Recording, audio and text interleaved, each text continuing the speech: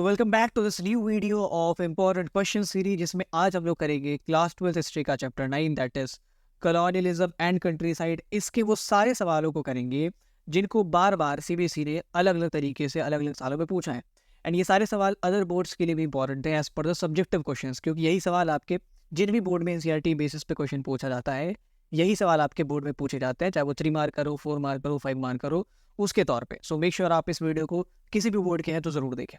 Now ये chapter खास क्यों है? ये चैप्टर खास इसलिए क्योंकि इस चैप्टर से 3 मार्कर बहुत पूछे जाते हैं, जो शॉर्ट आंसर क्वेश्चन होते हैं वो बहुत पूछे जाते हैं। तो आई वुड रिकमेंड कि आप इस वीडियो को देखने के बाद पीडीएफ डाउनलोड करना, डिस्क्रिप्शन बॉक्स में लिंक होगा, एंड इनके 3 मार्कर्स को अगले दिन खुद से प्रैक्टिस करने की कोशिश करना।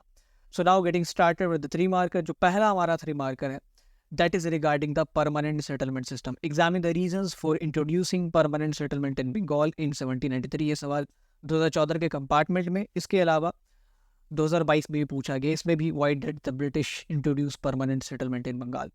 देखो, ये सवाल काफ़ी बार मुझसे पूछा जाता है कि सर मुझे कितना लिखना चाहिए, how much is enough। तो सबसे पहले अगर आप 3 मार्कर लिखते हो, जैसा हमने बताया फॉर्मेट में, सबसे पहले आपको थोड़ा सा इंट्रो डालना पड़ेगा। बहुत सारे बच्चे इंट्रो नहीं डालते हैं, इसीलिए अगर आप इंट्रो डालोगे आप भीड़ से अलग हो जाओगे।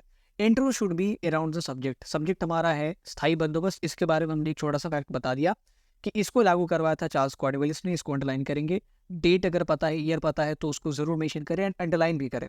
इन this system zamindars of Bengal were given full ownership of land until the fail in their payment. अगर आप इतना छोटा इंट्रो लिखते तो भी चलता है, क्योंकि ये 3 मार्कर है।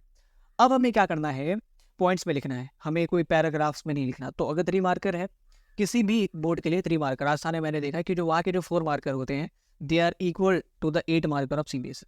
तो जहाँ भी अगर आपके क्वेश्चन में 100 मार्क्स की वर्ड लिमिट है, तो आप समझ जाना आपका 3 मार्कर ही है। आपको पॉइंट्स में आंसर लिखने हैं। Point should be around 4 points. 3 से 4 पॉइंट आपको लिखने हैं। सेफ जोन में 4 पॉइंट। तो जो भी पॉइंट्स आप लिखोगे उसको एक हेडिंग के अंदर कैटेगराइज करो। जैसे हमें यहाँ पे कारण बताना है, तो कारण की एक हेडिंग लगाएंगे। बिना हेडिंग के भी काम चल सकता था, बट जब आप हेडिंग लगाते हो तो एग्जामिनर को एक क्लैरिटी मिलती है, एंड जितनी ज़्यादा क्लैरिटी उसके पास होगी उतना कम टाइम उसे कॉपी चेक करने में लगेगा, उतना खुश होकर वो आपको नंबर देता जाएगा। यहाँ पे मैंने 4 रीज़न बताया। पहला रीज़न कि बार बार अकाल आते थे, उसके लिए ज़रूरी था। एग्रीकल्चरल आउटपुट को बढ़ाने के लिए ज़रूरी था, तो इन सबको अंडरलाइन करो। इन्वेस्टमेंट को इनकरेज करने के लिए ज़रूरी था, एंड सबसे अहम जो है वो ये था कि भाई लैंड रेवेन्यू एक मेजर सोर्स ऑफ इनकम था ईस्ट इंडिया कंपनी के लिए। तो अगर इसमें बढ़ोतरी करनी है तो हमें यहाँ की खेती बाड़ी की जो प्रोडक्टिविटी है उसको बढ़ाना पड़ेगा। सो ये 4 आपके रीज़न है। 5-6 पॉइंट ना लिखे, बहुत लिखना है तो 5 पॉइंट लिखे। Ideally the best number of points would be 4 for 3 markers. उसके बाद जो अगला सवाल है, that is describe any 3 features of permanent settlement system. यहाँ पे स्पेसिफाइड है कि भाई 3 फीचर है, तो आपको 3 पॉइंट से लिखना है। And intro should be around the subject, तो हमने इंट्रो वही कॉपी पेस्ट कर दिया है।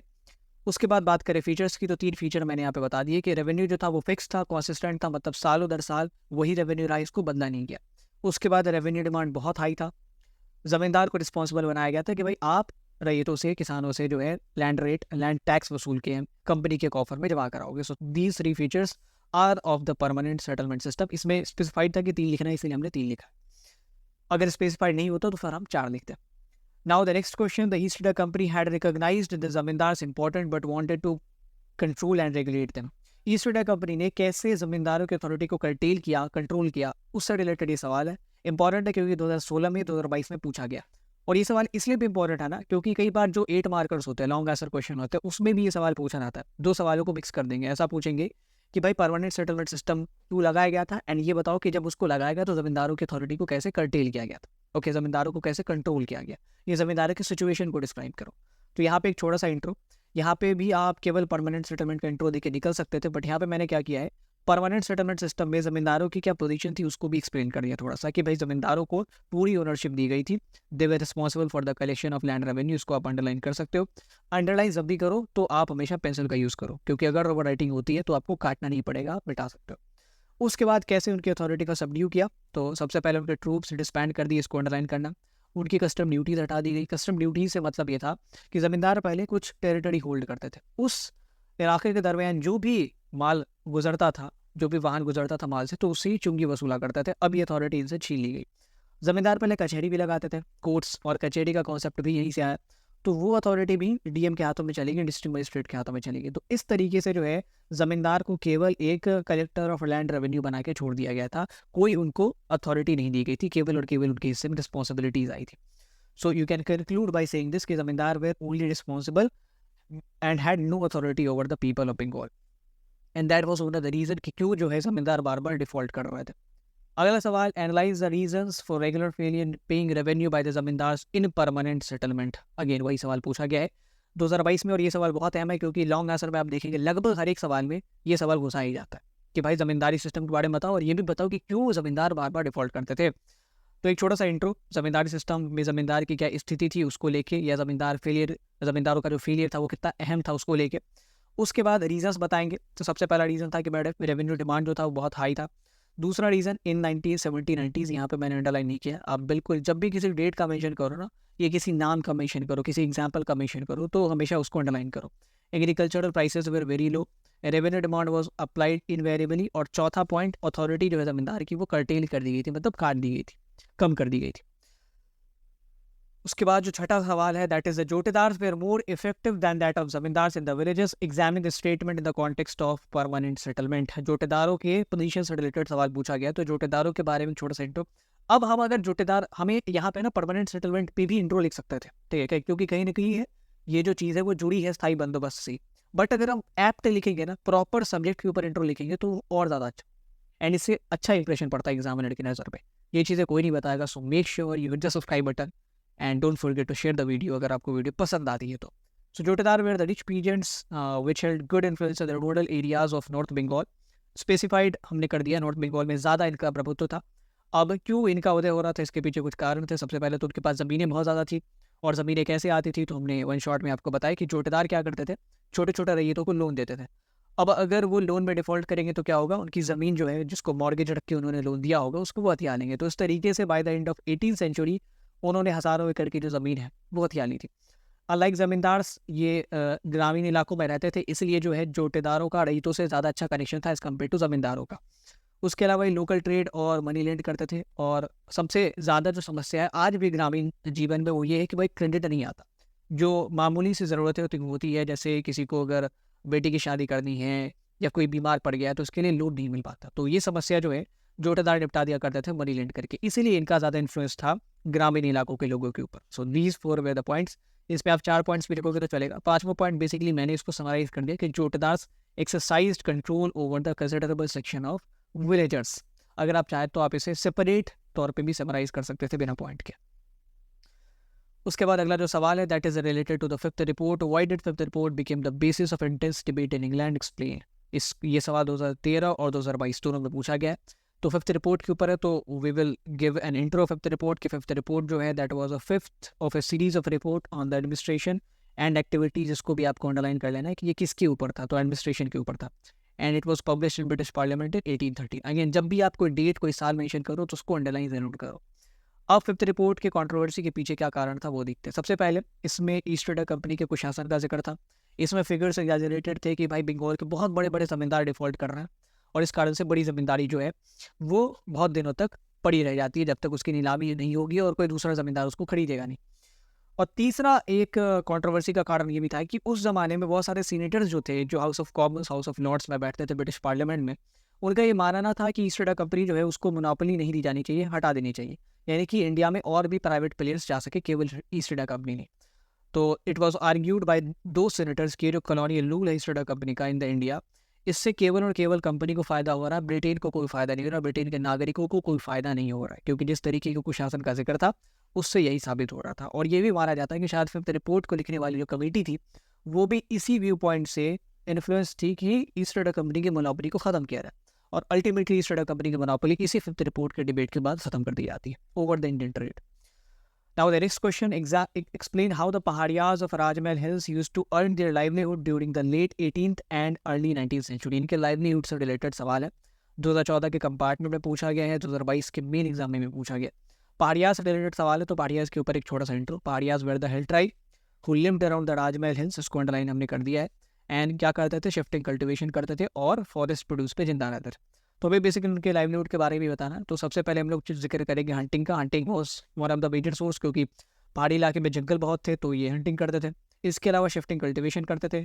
कभी कभार जब पैसे की दिक्कत होती थी तो प्लेन्स के इलाकों में, मैदानी इलाकों में घरों को रेड भी करते थे. जैसे जो बड़े जमींदार या साहूकार हो गए उनके यहाँ पहुँच गए, तलवार तान दी या तीर कमान तान दी कि भाई पैसे दो। तो इस प्रकार की चीज़ें भी वो करते थे in the years of scarcity. इसके अलावा वो सिर्फ और मियरिंग करते थे, चारकोल प्रोडक्शन करते थे for your own consumption as well as for the trade purpose. So that was all around about the livelihood of Paharias. अब आगे बढ़ेंगे, पहाड़ियास को कैसे कंट्रोल करने की कोशिश की ब्रिटिशर्स ने, इससे रिलेटेड ये सवाल है 2014, 2015 और 2022 में पूछा गया है। कौन कौन सी पॉलिसीज ब्रिटिश गवर्नमेंट द्वारा लाई गई जिससे पहाड़ियास को कंट्रोल करने की कोशिश की गई। अगेन एक छोटा सा इंट्रो पहाड़ियास के ऊपर, एंड यहाँ पे मैंने ये भी ऐड कर दिया कि British wanted to control Paharias for the purpose of settled agriculture. तो आप अगर चाहें तो इस चीज़ को अंडरलाइन भी कर सकते हैं। Now coming to the policy, सबसे पहले इन द 1770s आप डेट को अंडरलाइन जरूर करें, पॉलिसी ऑफ एक्सटर्मिनेशन लॉन्च किया गया जिसमें पहाड़ियास को ढूंढ ढूंढ के मारा गया।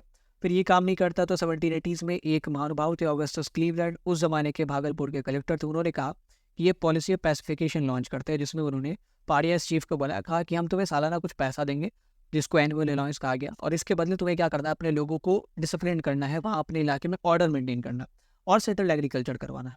ठीक है, सो बहुत सारे पहाड़ियास चीफ ने तो रिफ्यूज़ कर दिया, जिन्होंने एक्सेप्ट किया उनको कम्युनिटी से बेदखल कर दिया कि भाई तुमने हमारे ज़मीन का सौदा कर दिया, हमारी आज़ादी का सौदा कर दिया, इस तरीके की चीज़ कह के। अगला जो सवाल है that is related to policy of pacification only. तो ये सवाल इंपॉर्टेंट है क्योंकि कनेक्टेड सवाल था तो मैंने इसको डाल दिया है। Policy of pacification was propose by collector of Bhagalpur Augustus Cleveland, हमने इसका छोटा सा इंट्रो दे दिया, and this was a tactic to control the Paharias. अब आगे बढ़ते इसका इम्पैक्ट क्या पड़ा। तो सबसे पहले इस पॉलिसी में था क्या कि भाई हम एक एनुअल अलाउंस देंगे, आपको ये मानना है, अगर आप इसको एक्सेप्ट करते हो तो आपको सेटल एग्रीकल्चर करना पड़ेगा, अपने इलाके में लॉ एंड ऑर्डर मेंटेन करना है। बहुत सारी पहाड़ियास चीफ ने रिफ्यूज़ कर दिया, जिन्होंने एक्सेप्ट किया they lost authority with in the community, उनको उस प्रधान के पोस्ट से ही हटा दिया गया, कभी कभी तो कम्युनिटी से ही बाहर कर दिया गया। सो ऐसा माना गया कि ये जो है अब ब्रिटिश गवर्नमेंट के एक एम्प्लॉय हो चुके हैं, उनकी तनख्वाही हो चुके हैं। So that was basically the impact of policy of pacification. This was my guarantee to you कि इसके बाहर से कोई भी सवाल नहीं पूछा जा सकता। अगर हम सब्जेक्टिव क्वेश्चन की बात करते हैं, जितने भी सवाल है मैंने इस वीडियो में डाल दिए, इसके बाहर से अब कोई भी सवाल नहीं आएगा। सो मेक श्योर अगर आपको वीडियो पसंद आती है, इसको आप लाइक करके ना बार बार रिवाइज करते आना। लाइक प्लेलिस्ट आपकी होती है या वॉच लेटर में किसी स्पेसिफिक प्लेलिस्ट बना लो, वहाँ पे रख लो और बार बार इसको देखते रहो टिल द बोर्ड्स, चाहे आप किसी भी बोर्ड के स्टूडेंट हो। Next question, the battle between Ho and Plo was a long one. Substantiate the statement with reference to Santhal and Pahadiyas of Rajmahal Hills during the 18th century. यहाँ पे संथाल और पहाड़ियास के बीच जो टसल हुई थी उसको आपको एक्सप्लेन करना। सब्सटैशिएट मतलब एक्सप्लेन, और ये जो सेंटेंस है इससे मतलब ये निकलता बैटल बिटवीन हो एंड प्लो। हो मतलब पहाड़ियास, प्लो मतलब संथाल। तो एक छोटा सा इंट्रो देना है हो एंड प्लो के बैटल से रिलेटेड कि भाई ये संथाल वर्सेस पहाड़ियास की लड़ाई थी। हो का मतलब होता पहाड़ियास क्योंकि वो शिफ्टिंग कल्टिवेशन करते थे, एंड प्लो मतलब संथाल। अब इनके बीच लड़ाई क्यों होती है उसको हम लोग बताएंगे। तो जब भी संथाल यहाँ रहना शुरू करते हैं राजमहल हिल्स की तराई में, तभी से इन दोनों की टसल शुरू हो जाती है, क्योंकि पहाड़ियास जो है राजमहल हिल्स को अपना मानते थे, और अल्टीमेटली संथाल ही इसमें जीतेंगे क्योंकि उनकी भी तादाद पहाड़ियास से कम नहीं थी। इसके अलावा उनको जमींदारों और ब्रिटिशर्स का भी सपोर्ट प्राप्त था। तो Paharias had to withdraw deeper into the hills, वो ऊपर की तरफ चले गए, वहाँ पे खेती तो कर नहीं सकते थे, धीरे धीरे उनके जंगल भी काट दिए गए, तो हंटिंग भी बंद हो गई। तो अल्टीमेटली क्या हुआ, दे गॉट इम्पोवरिश्ड, वो गुर्बत में आ गए, गरीबी के जीवन जीने लगे और जैसे तैसे अपनी गुजर बसर करते थे। Before the coming of Santhals इनका लाइफ बहुत अच्छा था, after the coming of Santhals they went into poverty. Now the next question,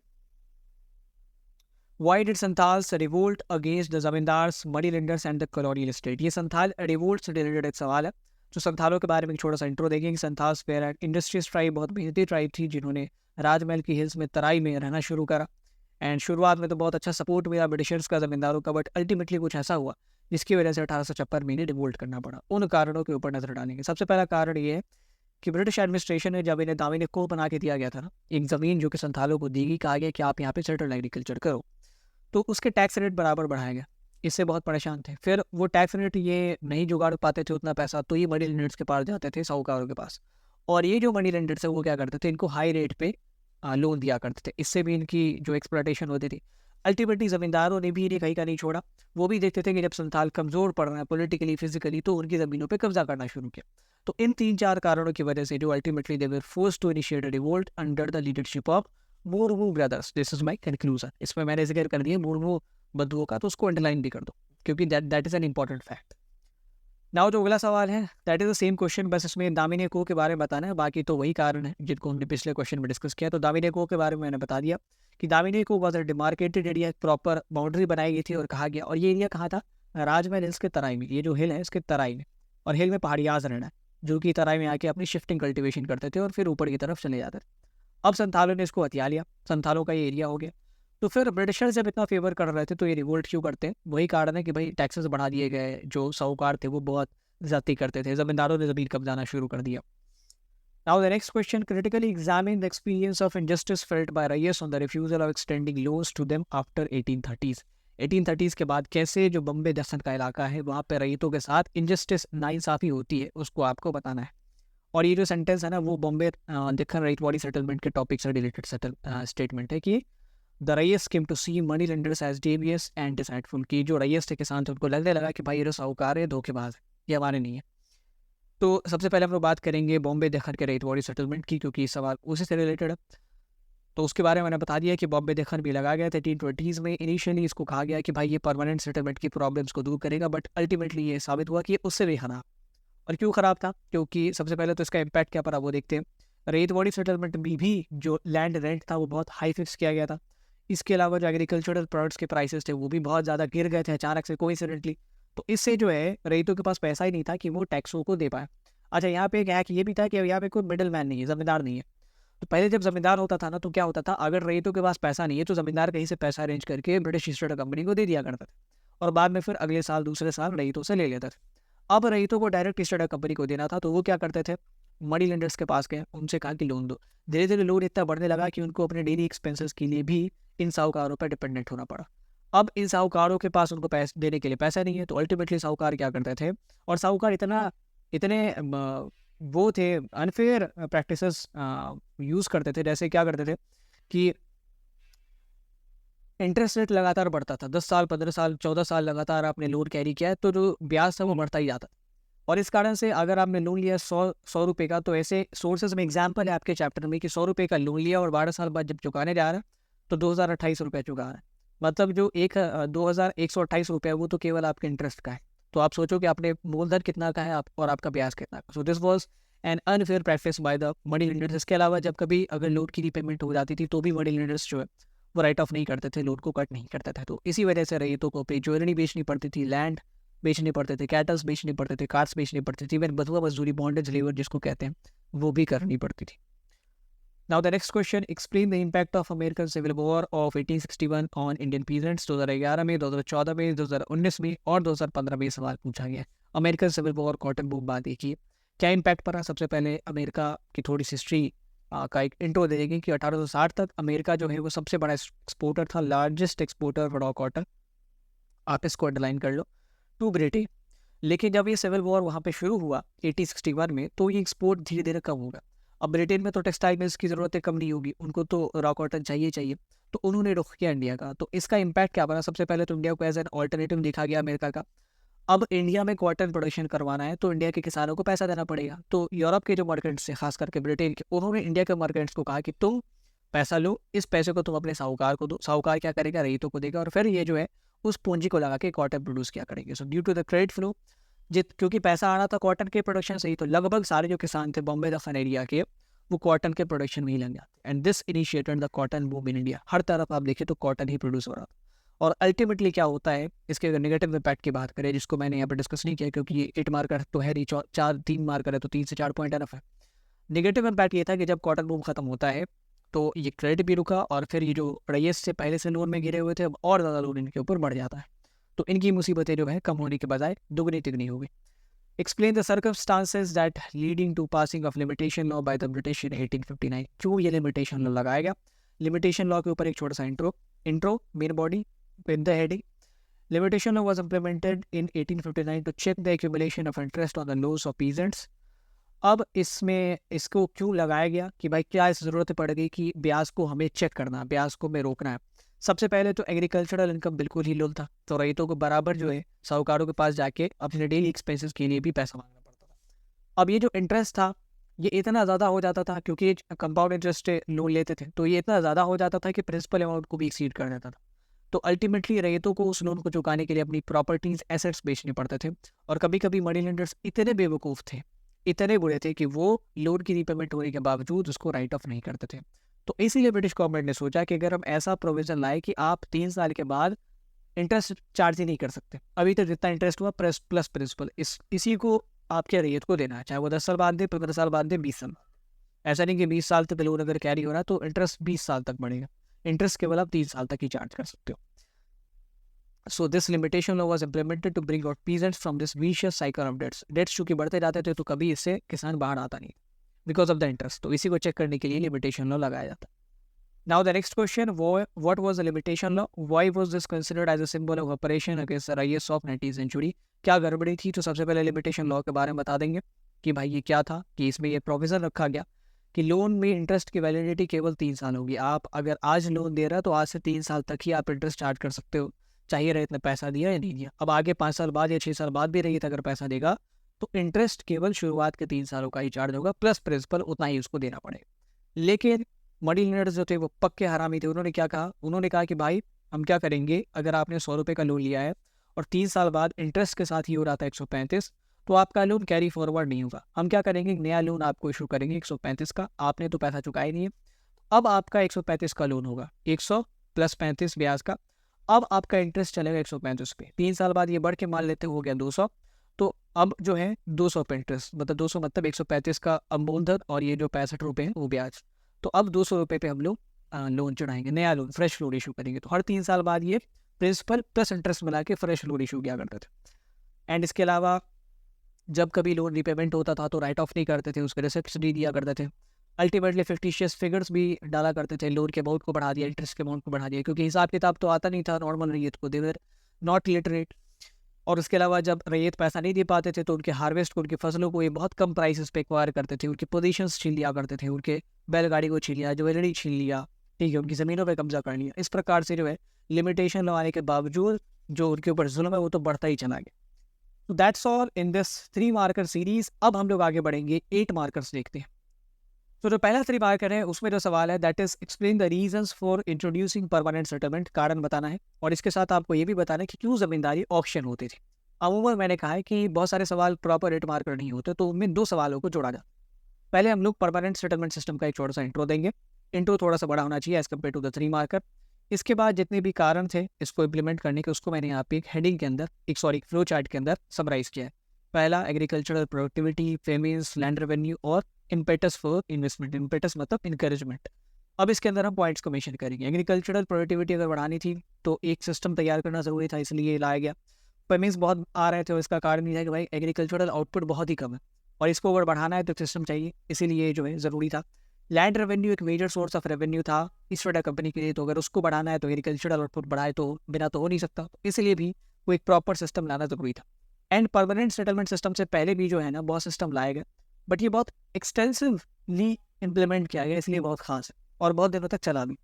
इसके अलावा जो अगला कारण था वो ये था कि भाई उस जमाने में बहुत सारे लोग जो एग्रीकल्चर को ऐसे सब्सिस्टेंस मोटिव से करते थे कि भाई जितना हमारे फसल में हुएगा उतना हम लोग खाएंगे, खुश रहेंगे। इन्होंने कहा कि अब सब्सिस्टेंस मोटिव से नहीं, कमर्शियल मोटिव से भी एग्रीकल्चर होनी चाहिए। उसके लिए इन्वेस्टमेंट जरूरी है और इन्वेस्टमेंट लोग तब तक नहीं करेंगे जब तक उन्हें ये पता नहीं चलेगा कि भाई ये हमारी ही ज़मीन है। तो लैंड राइट सिक्योर करना बहुत ज़रूरी था। ज़मींदारों को कहा कि ज़मीन तुम्हारी ही है, कोई तुमसे नहीं छीनेगा तब तक जब तक कि तुम पेमेंट में डिफॉल्ट नहीं करते। तो तुम जो कमाओ उसका कुछ हिस्सा वापस से इसमें रीइन्वेस्ट करो, इक्विपमेंट्स पे, खाद वगैरह पे, और इसकी जो है उत्पादकता बढ़ाओ, प्रोडक्टिविटी बढ़ाओ। इसके बाद ज़मींदारों की ज़मीनों का क्यों ऑक्शन होता था, उन कारणों को देखते हैं। तो कारण बेसिकली वही है कि भाई ज़मींदार फेल क्यों करते थे, जब तक वो फेल नहीं करेंगे तब तक उनकी ज़मींदारी की नीलामी होगी नहीं। तो 4 कारण यहाँ पे मैंने मेंशन किया, चारों कारण आप देख सकते हैं। सनसेट लॉ का जिक्र किया है कि भाई एक स्पेसिफाइड डेट होता था, अगर उसके बाद आप पेमेंट कर रहे हो you will be considered as default. उसके बाद रेवेन्यू डिमांड बहुत हाई था जिसके कारण से ज़मींदार टाइम पे पेमेंट नहीं कर पाते थे। डिमांड साथ ही में इनवेरिएबली भी लगाया गया था, यानी कि फर्टाइल लैंड पे भी वही डिमांड था जितना बैरन लैंड पे था। प्रॉपर असेसमेंट नहीं हुई थी बंगाल की ज़मीनों की, तो किसी किसान के हिस्से में अगर बंजर ज़मीन है तो भी उसको उतना ही पैसा देना है जितना कि किसी ऐसे ज़मींदार को जो कि फर्टाइल लैंड के का मालिक है। सो that was basically injustice on the behalf of ज़मींदार एंड द रैयत। उसके बाद अगला रीज़न था that was low agricultural prices. Coincidentally और अनफॉर्चुनेटली 1780s में जब ये लगाया जाता है उसी टाइम एग्रीकल्चरल प्राइसेस बहुत कम हो गए और इससे अगर फसल हो भी रही है तो उतनी कीमत नहीं मिलती है जिससे ये जो लैंड रेवेन्यू है, टैक्स है, उसको चुकाया जा सके। So because of these reasons zamindars had to face the auction of their states, या zamindar used to fail their payment.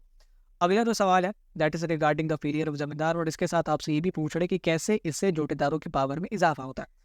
तो वही पॉइंट्स हम बताएंगे। इसमें मैंने एक पॉइंट हालांकि बढ़ा दिया है, जमींदारों की अथॉरिटी जो कर्टेल की गई थी उसको भी यहाँ मेंशन कर दिया। सो पॉइंट्स वही रहेंगे, हेडिंग वही है। इसमें अगर बात करें ज़मींदार के पावरलेस होने की, तो इसमें मैंने ये बता दिया कि ज़मींदारों के ट्रूप्स को डिसबैंड कर दिया गया, जुडिशियल पावर छीन ली गई, और ज़मींदार जब पावरलेस हो गए तो ये जो जोटेदार होते थे, जो गांव में रहते थे, बड़े बड़े रैयत, उन्होंने छोटे छोटे रैयतों को भड़काना शुरू किया कि तुम जानबूझ के पेमेंट में डिले करो, क्योंकि अगर ये ज़मींदार जाएगा तो हम ज़मींदार बनेंगे, हम उनकी ज़मीनों को खरीदेंगे और फिर तुम्हारे में से ही कोई आदमी ज़मींदार रहेगा, हम तो तुम्हारे में से ही है ना, वी आर वन। सो इस तरीके से डेलिबरेटली जो है ryot in the influence of jotedar used to delay the payment, and because of these reasons zamindar used to fail regularly on their payments. अब यहाँ से मैंने जोटेदारों का हिस्सा शुरू किया कि जैसे जैसे जमींदार कमजोर पड़ते गए, जोटेदारों का उदय होता चला गया। जोटेदार थे कौन, वो बता दिया कि भाई ये इन्फ्लुएंशियल थे, मनी लैंड क्या करते थे, ट्रेड में इन्वॉल्व होते थे, एंड इनके ग्रोथ के पीछे क्या का कारण है वो मैंने बता दिया कि इनके पास बहुत ज़मीनें होती थी, मनी लैंड क्या करते थे, और इससे जो है गाँव वालों की मदद हो जाती थी, तो ultimately they had a good considerable influence over the section of poor villagers. Now coming to the next question, इसमें परमानेंट सेटलमेंट सिस्टम में जमींदार फ्यूर क्यों करते थे, उसके काउजेस एंड कॉन्सिक्वेंसेस आपको बताएं। देखो काउजेस तो बराबर पूछे जाएंगे, चाहे वो 8 मार्कर में हो, 3 मार्कर में हो, तो ये तो समझ ही लो, इसको तो बार बार प्रैक्टिस कर ही लेना। ये क्वेश्चन खास इसलिए था क्योंकि इसमें इम्पैक्ट भी पूछा जा रहा है, तो अगेन वही इंट्रो डालेंगे परमानेंट सेटलमेंट सिस्टम का। आप अगर चाहे तो अपने हिसाब से फैब्रिकेट भी कर सकते हो, अलग भी थोड़ा सा लिख सकते हो, but intro should be around zamindar and the permanent settlement system. उसके बाद बात करें काउजेस की, तो काउजेस आर, हमने ऑलरेडी डिस्कस किया हुआ है कि क्या क्या काउजेस हैं। डिमांड बहुत हाई था, इनवेरिएबल डिमांड था, एग्रीकल्चरल प्राइसेस, ये जो फसलों के दाम है वो बहुत कम मिल रहे थे उस टाइम में। उसके अलावा सनसेट लॉ लगा दिया गया था कि भाई एक स्पेसिफाइड डेट तक अगर आप पेमेंट नहीं करते हो तो आप डिफॉल्टर माने जाओगे। फिर ज़मींदारों की अथॉरिटी छीन ली गई थी, तो अब वो दबाव डाल नहीं सकते थे रैयतों के ऊपर, जोटेदारों के ऊपर। इसके इम्पैक्ट क्या पाए, सबसे पहला इम्पैक्ट ये था कि भाई जब भी आप डिफ़ॉल्ट करते थे आपके स्टेट का ऑक्शन होता था, और स्टेट का ऑक्शन होना एक निगेटिव इम्पैक्ट इसलिए भी था क्योंकि जब तक आपने ज़मींदारी जब्त की, जब तक उसका ऑक्शन नहीं होगा तब तक वो उतनी ज़मीन जो है वो खाली पड़ी रहेगी, कोई खेती उस पर नहीं होगी। उसके अलावा फिक्टिशियस सेल होता था, कई बार जो ज़मींदार जिनकी ज़मीन नीलामी के लिए जाती थी तो उनके ही सर्वेंट्स उनको खरीद लिया करते थे ज़मींदार के बिहाफ पे। तो फिक्टिशियस सेल एक ऐसी बिक्री होती है जिसमें बिक्री तो हो गई बट जो मालिक है वो वही रहा। ज़मींदार के अगर सर्वेंट्स ने खरीदा तो ज़मींदार की ही तो इंडायरेक्टली अथॉरिटी होती थी उस पर। इसके अलावा जो तीसरा इम्पैक्ट था that was the rise of jotedar. जैसे जैसे ज़मींदारों की ज़मीनों की नीलामी होती थी वो कमज़ोर पड़ते थे, जोटेदार क्लास जो है वो इवॉल्व होते गए, वो इमर्ज होते गए, खास करके नॉर्थ बंगाल के रीजन में। इसको अगर आप चाहें तो अंडरलाइन भी कर सकते हैं। Now the next question, the last question of this chapter, examining the sources of livelihood of Paharias of Rajmahal is how did they respond to the coming of Santhals. 2 सवाल है, पहले लाइवलीहुड बताना है और फिर संथालों से क्या उनकी टसल हुई, कैसा रिलेशन है उसको एक्सप्लेन करना। पाड़ियास के ऊपर एक छोटा सा इंट्रो, देन इनके सब्सिस्टेंस के बारे में बात करेंगे। तो यहाँ पे मैंने 5 हेडिंग दिया है, इसके अंदर पॉइंट्स लिखेंगे। सबसे पहले हंटिंग के बारे में बताएंगे कि hunting was one of the major source of livelihood for Paharias. ऐसा एक पॉइंट आप ऐड करके ये भी लिख सकते हो कि फॉरेस्ट जो था वो बहुत प्रचुर मात्रा में, बर्डनेस मात्रा में राजमहल में था, तो इसलिए hunting was considered as an important source. Shifting cultivation ये क्या करते थे एंड कैसे करते थे वो मैंने बताया कि पहले फॉरेस्ट काटते थे, फिर उसके अंडर ग्रोथ को काटते थे, फिर उस पर कुदाल से जो है खेती करते थे, और फिर कुछ सालों तक खेती करने के बाद इसको फर्टिलिटी रिकवर करने के लिए छोड़ देते थे। क्योंकि जब आप कुदाल की खेती करते हो, शिफ्टिंग कल्टिवेशन करते हो, तो वो ज़मीन के लिए अच्छा नहीं होता, तो अल्टीमेटली उसकी फर्टिलिटी खत्म होती है और उसको रिकवर करने में उसे 3-4 सालों का समय लगता है। उसके अलावा ज़मींदारों के ऊपर रेड मारा करते थे, या प्लेन्स के लोगों के ऊपर रेड मारा करते थे ताकि उनसे कुछ पैसा आ जाए, क्योंकि प्लेन्स के लोगों से को ना अच्छा नहीं समझते थे। That essence is still continued. बहुत सारे ऐसे कम्युनिटीज़ है जो अभी आइसोलेटेड है, वो मिनी स्ट्रीम लोगों को अभी भी इस तरीके से देखते हैं, और सिमिलरली मिनी स्ट्रीम के लोग उनको उस नज़र से देखते हैं, and that is very unfortunate by the way. उसके बाद जो अगले 2 ऑक्यूपेशन है वो सिल्क और बियरिंग करते थे, इससे कपड़े के प्रोडक्शन में इसका काम होता है। चारकोल प्रोडक्शन करते थे, खुद के लिए ईंधन प्रोड्यूस किया, दूसरों को भी ट्रेड के जरिए दिया। उसके बाद राजमहल हिल्स में संथाल के आने के बाद कैसे उनकी लाइफ बदली वो देखते हैं। संथाल आते हैं बंगाल में अराउंड 1780s। इनिशियली ज़मींदारों ने उन्हें अपने ज़मीनों में खेती करने के लिए हायर किया था, एंड जब देखा कि भाई ये बहुत मेहनती लोग हैं एंड इनको पाड़ियास के खिलाफ खड़ा किया जा सकता है, तो फिर यहाँ से टसल की शुरुआत होती है। सबसे पहले दामिनी को बनाया गया। यहाँ पे भी मैंने प्रॉपर हेडिंग के अंदर अलग अलग इवेंट्स को बताया। दामिनी को 1832 में बनाया गया, इसको आप अंडरलाइन करेंगे। That was a area in the foothills were demarcated as Damini को। इसको संथालों को दे दिया गया, कहा कि आप यहाँ पे सेटल्ड कल्टिवेशन करो। गोवंतु खेती अभी तक होती थी, हमने आपको दे दिया, अगर पाड़िया इसमें घुसेंगे आपको पूरी अथॉरिटी, आप उनको मार के भगाओ। तो अल्टीमेटली जो राजमहल थे उसकी वर्चस्व को लेके पहाड़ियाज और इनमें संथालों में लड़ाई होती है। That is said to be as hoe and plough, hoe versus प्लो। हो मतलब पहाड़ियाज क्योंकि वो शिफ्टिंग कल्टिवेशन करते थे, प्लो मतलब संथाल क्योंकि वो सेटल्ड कल्टिवेशन करते थे। एंड ये लड़ाई बहुत कॉमन होगी, अल्टीमेटली संथाल ही इस पर डोमिनेट पड़ते हैं एंड पहाड़ियाँ उसको बहुत दिक्कतों का सामना करना पड़ा। They had to withdraw deeper into the hills. वो ऊपरी इलाके में रहने लगे, जंगल उनके काट दिए गए। तो खेती तो पहले भी नहीं पॉसिबल थी क्योंकि वो ज़मीन संथालों को दे दी गई थी। अब हंटिंग भी नहीं पॉसिबल थी, तो बहुत मुश्किल से ये लोग जो है गुजर बसर कर रहे थे ड्यूरिंग द। लेकिन फिर बाद में चीज़ें बदलती हैं। संथालों को भी एहसास हुआ कि भाई अंग्रेज हमारे साथ जाती कर रहे हैं और पूरी जो है कम्युनिटी उनके साथ ही जाती कर रहा। तो इसके बाद संथाल रिवोल्ट होता है सिद्धू मुर्मू के नेतृत्व में। संथालों ने बगावत की ब्रिटिशर्स के खिलाफ, जमींदारों के खिलाफ एंड साहूकारों के खिलाफ। तो that's all in this chapter. Hope कि आपकी जो है इस चैप्टर की रिवीजन भी हो गई होगी इस वीडियो के साथ। मेरा मकसद ये होता है कि मैं क्वेश्चंस को एक्सप्लेन करूँ ताकि आप इस चैप्टर को रिवाइज कर सको। एंड अगर आपको वीडियो पसंद आई है, don't forget to share this with your friends. आप इसको व्हाट्सएप पे, स्टेटस पे, इंस्टाग्राम स्टोरी पे भी लगा सकते हो। We will give you a shout out अगर आप इसको इंस्टाग्राम पे लगाते हो तो। Take a very good care of yourself. Exams नजदीक आ रहे हैं। All the very best. We सुनाश योर साइड।